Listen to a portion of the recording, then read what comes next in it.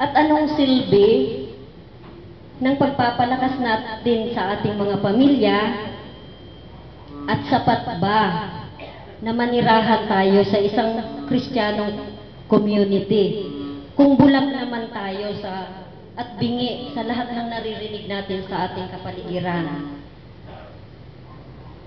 Ang mundo natin sa ngayon ay nalalagay sa gitna ng alanganin. Sabi nga nila, masyado nang masalimuot at nakaririmarim ang sitwasyon ng ating mundo. Ang kultura po ng kamatayan ay nagkalat, di lamang sa ating bansa, kung hindi sa buong mundo. At ang mga pangyayaring ito siguro hindi lingid sa ating kaalaman. Sino po ang hindi nakakaalam sa nangyayari sa ating kapaligiran ngayon? So lahat tayo alam. Ganda, galing. Ang kultura ng kamatayan ay ipinakikilala na. At ito'y ang una, sa pamamagitan ng divorce. Alam natin na ang